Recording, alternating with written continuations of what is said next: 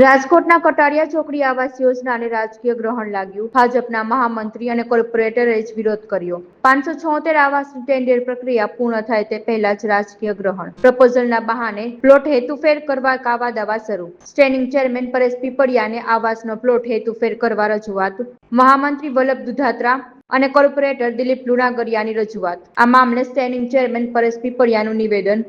ગઈકાલે મને રજૂઆત કરવામાં આવી છે. કટારિયા ચોકડી નજીક રોડ ટચ આવાસ યોજના છે, તેને 60 ફૂટના રોડ પર ખસેડવા રજૂઆત કરવામાં આવી. આવાસ યોજનાના પ્લોટને હેતુફેર કરી અન્ય ઉપયોગમાં લેવા રજૂઆત કરવામાં આવી. કોર્પોરેશનને આ પ્લોટ વેચી સારી આવક થશે તેવી રજૂઆત કરવામાં આવી હતી. જોકે હેતુફેર કરવાની સત્તા ગુજરાત સરકાર પાસે છે. આ અંગે સરકારમાં રજૂઆત કરવી પડે.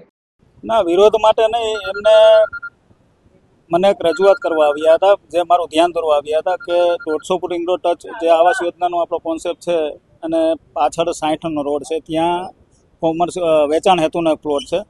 એમને મને એવું ધ્યાન દોર્યું કે વેચાણ હેતુનો પ્લોટ છે એ 150 ફૂટ રિંગ રોડ ઉપર અને આવાસ યોજના છે એ 60ના રોડ ઉપર વહી જાય, તો જેથી કરીને ભવિષ્યમાં કોર્પોરેશનને પ્લોટ વેચીને કંઈ આવક કરવી હોય, કોર્પોરેશનને સીધો ફાયદો થાય કે રિંગ રોડ ટચની જગ્યા હોય તો આ સંસ્થાને ફાયદો થાય. ના, એ તો એમને ધ્યાન દોરવું, આપણે ફાળવવાની કે એવી કોઈ વાત નથી. એમની રજૂઆત મેં ખાલી સાંભળી છે, બીજી કાંઈ એવી વાત નથી.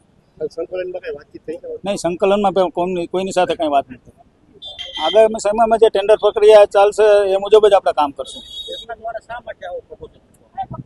એમને તો મને એવું કીધું કે આવું કરીએ તો કોર્પોરેશનને સીધો ફાયદો થાય, અને બીજું કે રિંગ રોડ ટચ કોઈ પણ વેચાણને બદલે કોઈ પણ કોન્સેપ્ટ કે કોઈ પણ પ્રોજેક્ટ રાજકોટ મ્યુનિસિપલ કોર્પોરેશન દ્વારા કરવો હોય તો લોકોને સીધું સરળતાથી તે જગ્યા ઉપર પહોંચી શકે, તો એ રોડ ઉપર કરી શકાય.